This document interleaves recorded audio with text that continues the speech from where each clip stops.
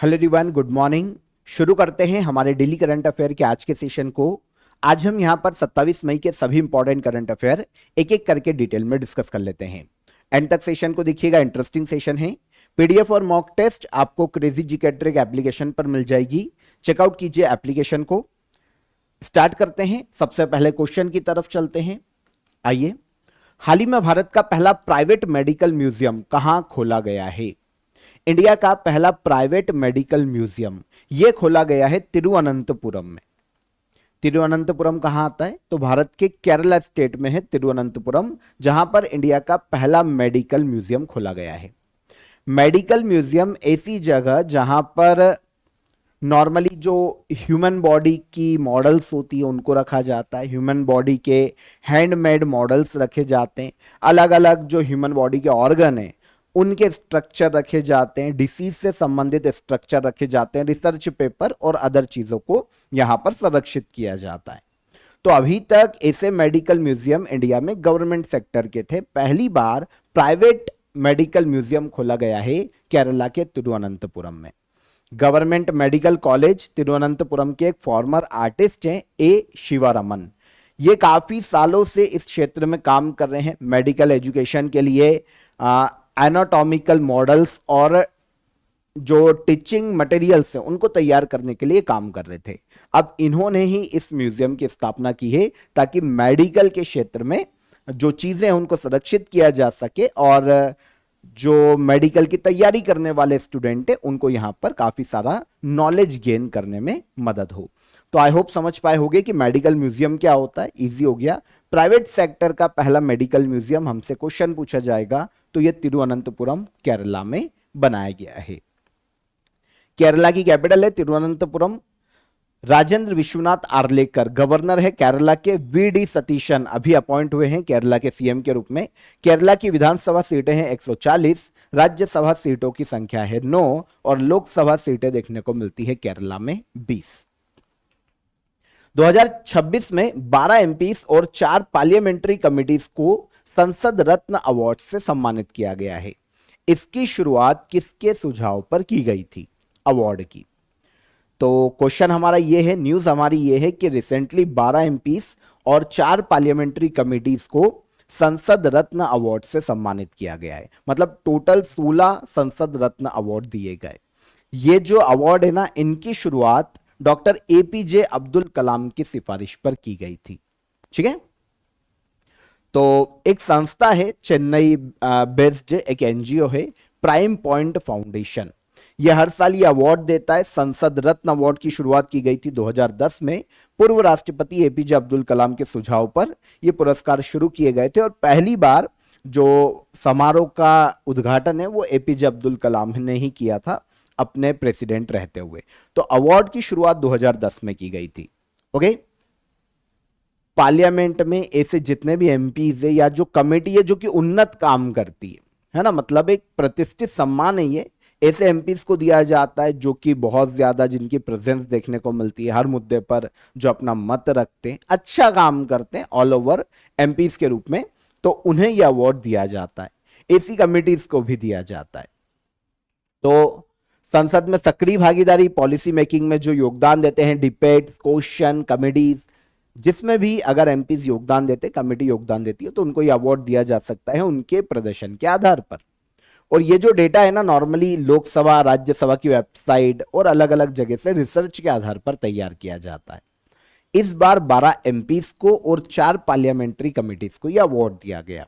अब एक एक एमपी का नाम तो एग्जाम में नहीं आएगा, लेकिन यह याद रखना कि कितने एमपीज को दिया गया 12 और कितनी पार्लियामेंट्री कमेटी को दिया गया 4। पार्लियामेंट्री कमेटी के नाम देख लेते। Agriculture committee, finance committee, rural development and panchayati raj committee और कोल एंड माइंस कमेटी। इन 4 कमेटी को यह अवार्ड दिया गया। ठीक है। तो एक बहुत ही बड़ा अवार्ड है, लेकिन यहां पर यह चीज है कि एक केवल रिकॉग्नाइजेशन के रूप में से देखा जाता है। मतलब इसमें कोई ज्यादा ऐसा नहीं कि धनराशि मिलती हो, गवर्नमेंट की सुविधाएं मिलती हो। एक मतलब ऑनररी अवार्ड के रूप में आप इसको देख सकते हो। जुलाई 2027 तक नारकोटिक्स कंट्रोल ब्यूरो के डायरेक्टर जनरल के रूप में किसका कार्यकाल बढ़ाया गया है? नारकोटिक्स कंट्रोल ब्यूरो, लगातार हम इसकी बात भी कर रहे हैं, अलग अलग ऑपरेशन के लिए भी हमने इसकी बात की थी। इसके डायरेक्टर जनरल के रूप में 1 साल का कार्यकाल बढ़ाया गया है अनुराग गर्ग का। तो अगर क्वेश्चन आ जाए नारकोटिक्स कंट्रोल ब्यूरो के डायरेक्टर जनरल कौन है, अनुराग गर्ग। सितंबर 2024 में इनको डायरेक्टर जनरल के रूप में अपॉइंट किया गया था। इनका कार्यकाल अभी 23 मई 2026 को खत्म हो रहा था, तो अब इनके कार्यकाल को एक्सटेंशन दिया गया है 1 साल का, और ये जुलाई 2027 तक अब अपने पद पर बने रहेंगे। नारकोटिक्स कंट्रोल ब्यूरो के डायरेक्टर जनरल के रूप में ये कंटिन्यू काम करेंगे। 1993 बैच के एक आईपीएस ऑफिसर हैं, हिमाचल प्रदेश कैडर से संबंधित है। और एनसीबी मूवीज में भी इसका नाम सुना होगा, नारकोटिक्स कंट्रोल ब्यूरो। भारत में जो ड्रग सब्सटेंस हैं, ऐसे जो पदार्थ है या इनकी स्मगलिंग को रोकना, इलीगल ड्रग के इस्तेमाल को रोकना, इसके लिए संस्था कार्य करती है। 1986 में एनसीबी की स्थापना हुई थी। स्थापना एक एक्ट के तहत की गई है जिसे कहा जाता है एनडीपीएस एक्ट 1985। यह जो एक्ट है ना, ये ड्रग्स को कंट्रोल करने के लिए ही बना है। तो एनडीपीएस एक्ट 1985 के तहत 1986 में बना नारकोटिक्स कंट्रोल ब्यूरो, नई दिल्ली में इसका हेडक्वार्टर है। कुछ सेशंस पहले हमने इसका एक ऑपरेशन डिस्कस किया था, अगर आपको याद हो तो, ऑपरेशन रेज बिल, है ना, रेज पिल, सॉरी। रेज पिल जो है वो एक ऐसा ड्रग है जिसका नाम है कैप्टागॉन। इसके खिलाफ एक अभियान था, ऑपरेशन था, जो कि एनसीबी ने चलाया था। इंटरनेशनल मिसिंग चिल्ड्रन डे हर साल कब मनाया जाता है? इंटरनेशनल मिसिंग चिल्ड्रन डे, ये डे हर साल मनाया जाता है 25 मई को। कब मनाया जाता है? 25 मई को, ठीक है। पूरे वर्ल्ड में जो भी लापता बच्चे हैं, ऐसे देखिए बच्चे लापता हो जाते हैं ना, एक बार अगर लापता हो जाते हैं या फिर कहीं घूम जाते हैं, किस कोई ले जाता है ना, जो काफी सारे ऐसे तत्व होते हैं। ह्यूमन ट्रैफिकिंग नॉर्मली एक बहुत कॉमन चीज है बच्चों को अगवा किए जाने के लिए। तो भाई पूरे वर्ल्ड में से लाखों बच्चे हर रोज लापता होते। तो इन बच्चों के मुद्दे पर लोगों को अवेयर करना, देशों की जो सरकारें हैं उनको अवेयर करना, उन्हें ढूंढने के लिए प्रयासों को सम्मानित करना कि ऐसे बच्चों को ढूंढा जाए, और परिवारों को समर्थन देना जिनके बच्चे कहीं खो गए हैं। तो इस तरीके से इंटरनेशनल मिसिंग चिल्ड्रन डे हर साल मनाया जाता है 25 मई को। अलग अलग संस्थाओं ने मिलकर 1998 में इसकी शुरुआत की थी। 1998 से यह हर साल मनाया जा रहा है 25 मई को। 2026 में strengthening parental and community care to prevent child disappearance, यह थीम रखी गई है इंटरनेशनल मिसिंग चिल्ड्रन डे की। कब मनाया जाता है? ये इंपॉर्टेंट है, 25 मई को मनाया जाता है। 25 मई को अफ्रीका डे के रूप में भी मनाया जाता है, क्योंकि अफ्रीकन यूनियन की शुरुआत 1963 में 25 मई को हुई थी। तब ऑर्गेनाइजेशन को ऑर्गेनाइजेशन ऑफ अफ्रीकन यूनिटी के नाम से जाना जाता था। फिर 2002 में इसका नाम चेंज करके किया गया अफ्रीकन यूनियन। तो इसके सम्मान में 25 मई को अफ्रीका डे भी मनाया जाता है। तो दोनों डे को याद रखिए, मिसिंग चिल्ड्रन डे ज्यादा इंपॉर्टेंट है तो उसको याद रखना। ऑफर ऑफ द डे बता देता हूं आप सभी को, आप सभी कंप्लीट जीएस फाउंडेशन कोर्स को यहां पर ज्वाइन कर सकते हैं, ठीक है। जीएस के सभी सब्जेक्ट आपके यहां पर कवर हो जाएंगे। फाउंडेशन तैयार करने में आपको यहां से काफी हेल्प मिलने वाली है, ज्वाइन कीजिए, क्योंकि हर एग्जाम में जीएस एक ऐसा पोर्शन है जिसमें स्टूडेंट को स्कोर करने में काफी प्रॉब्लम होता है। तो आप इसे ज्वाइन कीजिए, वीडियो लेक्चर्स यहां पर आपको मिल जाएंगे, एनरोल कीजिए, काफी अफोर्डेबल प्राइस में अभी ये आपको देखने को मिल जाएगा। Test series, mock test, class notes सब आपको प्रोवाइड किया गया है। तो एक बार चेकआउट कीजिए, डिस्क्रिप्शन में लिंक है, वहां पर क्लिक कीजिए और डायरेक्ट आप इसे अवेल कर सकते हैं। कोई भी आपकी क्वेरी है, क्वेश्चन है तो हेल्पलाइन नंबर पर कॉल कर लीजिए। आगे आते हैं। मिशन कर्मयोगी 2.0 किस नेशनल प्रोग्राम से संबंधित है? मिशन कर्मयोगी 2.0 यह संबंधित है national programme for civil services capacity building. तो आंसर हो जाएगा आंसर डी। मिशन कर्मयोगी 2.0 को रिसेंटली सेंट्रल गवर्नमेंट ने लॉन्च किया है।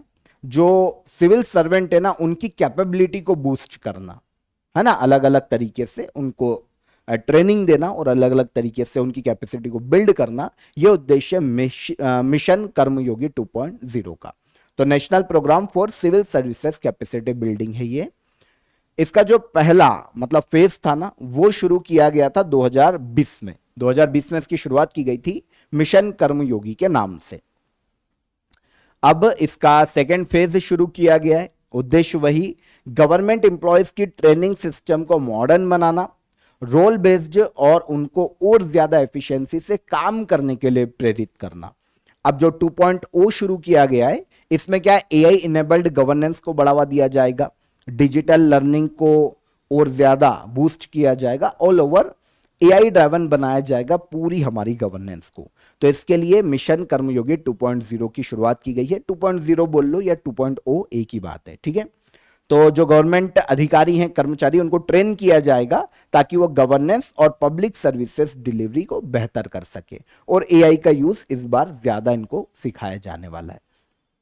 तो बेसिकली समझ में आ गया, कैपेसिटी बिल्डिंग कमीशन इसके लिए एक नोडल मिनिस्ट्री है, काम करती है। 2021 में ये कमीशन बना था, मिशन कर्मयोगी को लागू करवाने के लिए ही ये नोडल मिनिस्ट्री बनी थी। 2021 में department of personal and training के अंतर्गत ये कार्य करती है। भारत का पहला राष्ट्रीय एआई और डिजिटल जल शिखर सम्मेलन कहां आयोजित किया जाएगा?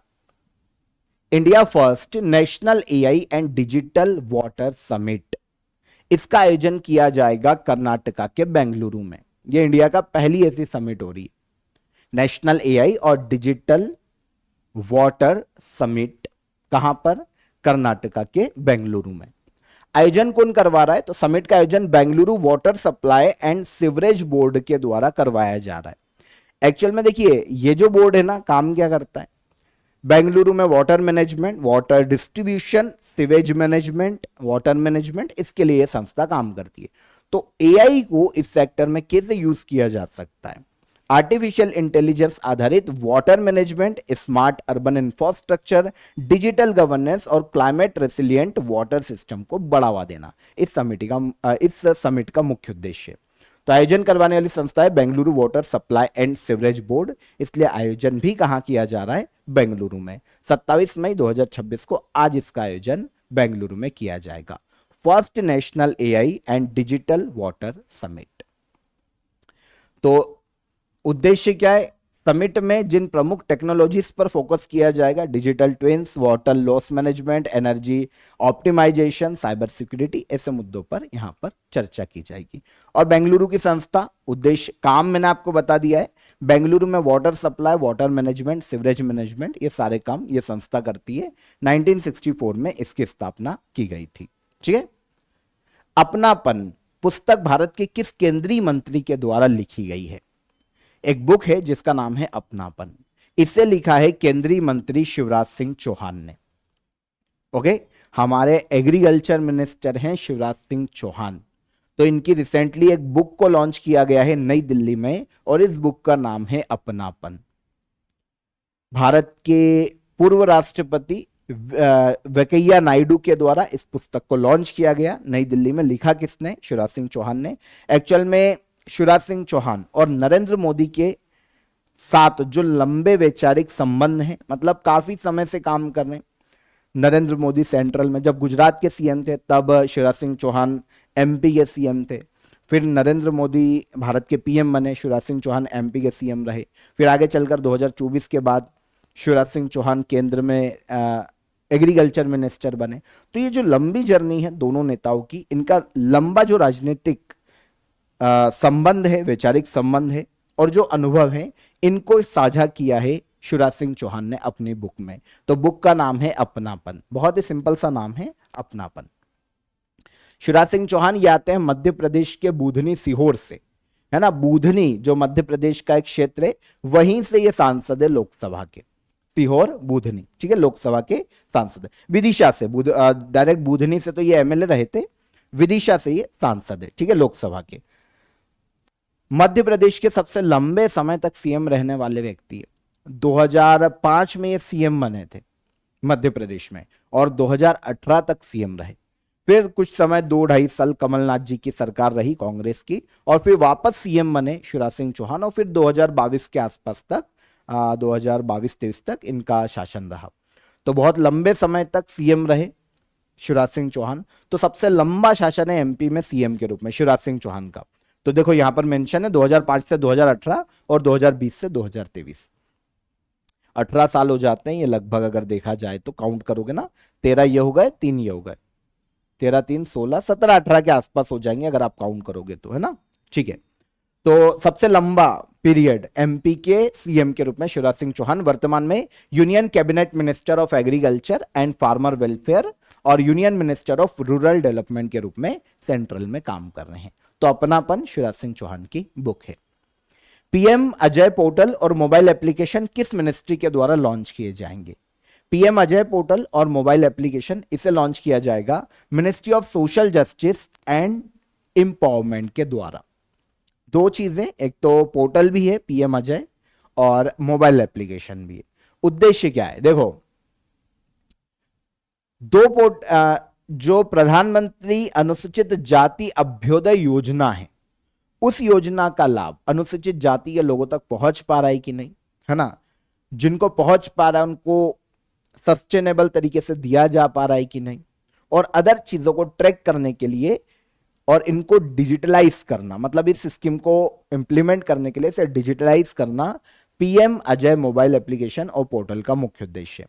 अब यहां पर बात हो रही है प्रधानमंत्री अनुसूचित जाति अभ्युदय योजना की।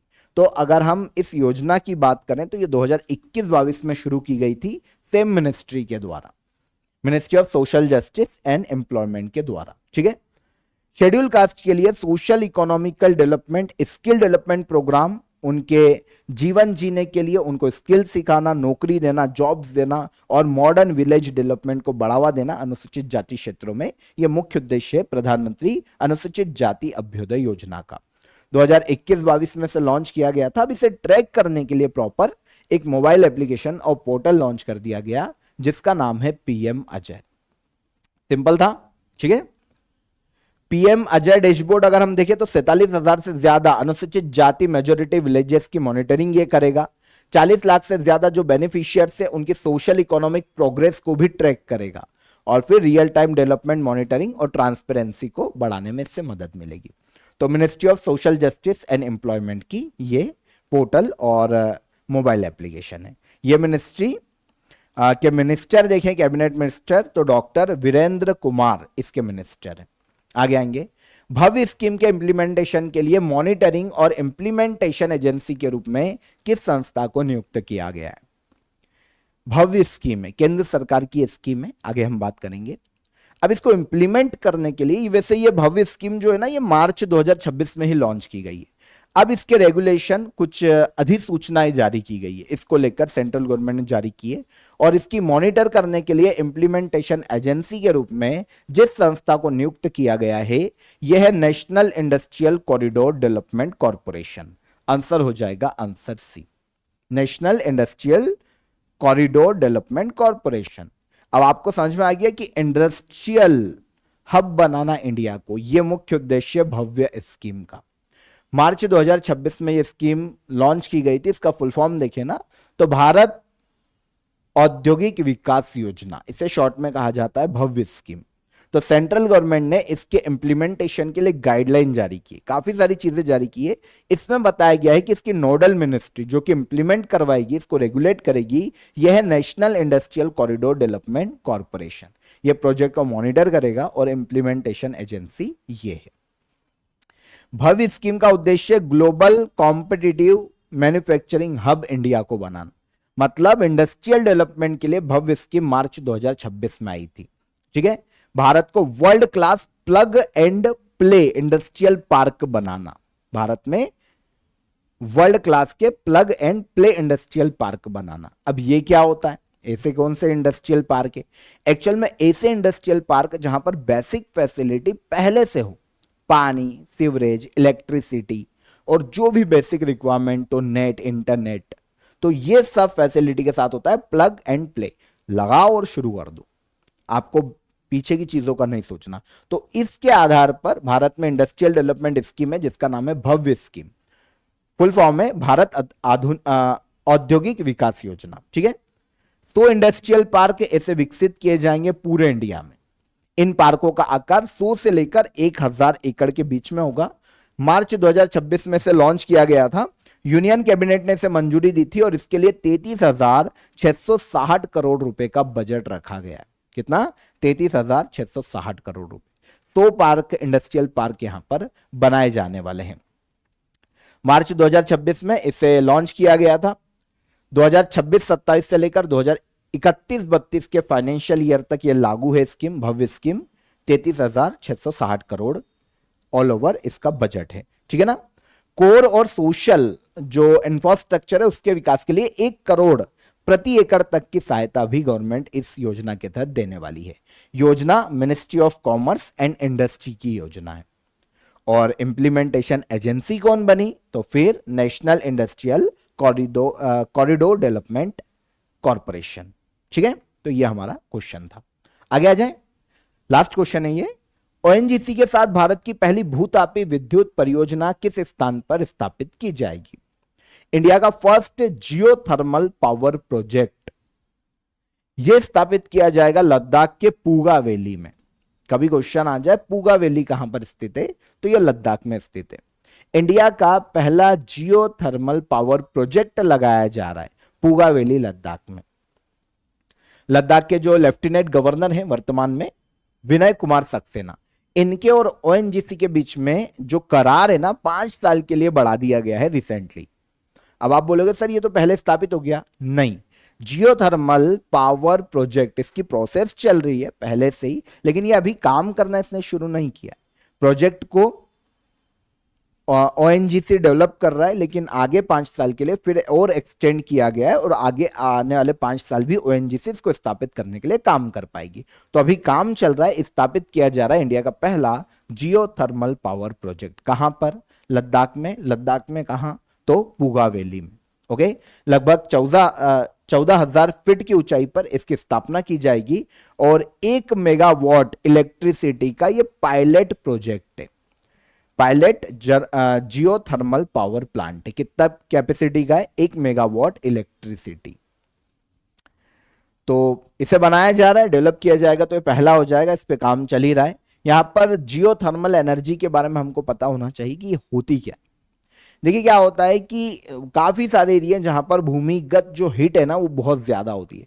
पृथ्वी के अंदर हीट एनर्जी मौजूद होती है हर जगह पर कुछ जगह जहां पर वो एक्सट्रीम देखने को मिलती है। इससे काफी सारे क्षेत्र डिटेक्ट किए गए, जैसे पूगा वैली लद्दाख में है। लद्दाख में ही अलग एरिया है कुछ, जिसका नाम है चुमाथांग नाम का एक प्लेस है। एक हिमाचल प्रदेश में मणिकरण नाम की जगह है। तो ये अलग अलग जगह जहां पर एक्सट्रीम हीट देखने को मिलती है भूमिगत। तो यहां पर जो पहला प्लांट लगाया गया वो पूगा वैली में अभी शुरू किया गया लद्दाख में। अब क्या होगा कि भूमिगत जो हीट है ये रिन्यूएबल एनर्जी सोर्स है। ध्यान रखना, जब हम बात करते हैं जियोथर्मल पावर प्लांट की, तो ये एक रिन्यूएबल एनर्जी का सोर्स है। इसमें होगा ये कि हीट का यूज किया जाएगा पानी को गर्म करने में। गर्म पानी गर्म होकर स्टीम बनेगा, स्टीम टरबाइन घुमाएगा और फिर उससे इलेक्ट्रिसिटी पैदा की जाएगी, ठीक है। तो ये जियोथर्मल पावर प्लांट पहला लग रहा है लद्दाख में। ओएनजीसी 1956 में इसकी स्थापना हुई थी, नई दिल्ली में ये इसका हेडक्वार्टर है। Oil, natural gas, energy resources की खोज और उत्पादन के लिए यह काम करती है, सेंट्रल गवर्नमेंट की बॉडी है। इजी। तो यहां पर 27 मई के हमारे करंट अफेयर हमने डिटेल में डिस्कस किए। लास्ट डे के करंट अफेयर को रिवाइज कर लेते हैं। 25 मई 2026 को सिडबी का कौन सा फाउंडेशन डे मनाया गया? 37 मई 2026 में असम असेंबली में यूसीसी बिल प्रस्तुत किया गया। कितने राज्यों में यूनिफॉर्म सिविल कोड लागू है? तो 3 राज्यों में। आरबीआई ने फाइनेंशियल ईयर 2025-26 के लिए केंद्र सरकार को कितनी राशि डिविडेंड या सरप्लस के रूप में ट्रांसफर करने को मंजूरी दी है? 2,86,588 करोड़। दुनिया का पहला एआई आधारित प्लांट जीनोम एडिटिंग प्लेटफॉर्म किस देश में विकसित किया गया? तो इसे विकसित किया गया है इंडिया में। 26 मई 2026 को आयोजित क्वाड फॉरेन मिनिस्टर मीटिंग की मेजबानी कौन करेगा? तो ये करेंगे एस जयशंकर, इन्होंने की है। हाल ही में मेघालय फार्मर्स मार्केट का 5वां एडिशन कहां आयोजित किया गया? तो यह आयोजित किया गया कहां पर? शिलोंग। फेडरेशन कप 2026 में पोल वॉल्ट इवेंट में राष्ट्रीय रिकॉर्ड बनाने वाले खिलाड़ी कौन है? तो यह देव मीणा और कुलदीप कुमार। पुरुषों की 100 मीटर दौड़ में नया नेशनल रिकॉर्ड किसने बनाया? तो यह बनाया है गुरिंदर वीर सिंह ने। State and trends of carbon pricing 2026 report, ये वर्ल्ड बैंक की रिपोर्ट है। कौन सा देश भारत का तीसरा सबसे बड़ा क्रूड ऑयल सप्लायर बन गया है? तो ये बना है कौन? वेनेजुएला, ठीक है। ये सारे करंट अफेयर कल के सेशन के रिवाइज हो गए। क्वेश्चन ऑफ द डे के आंसर।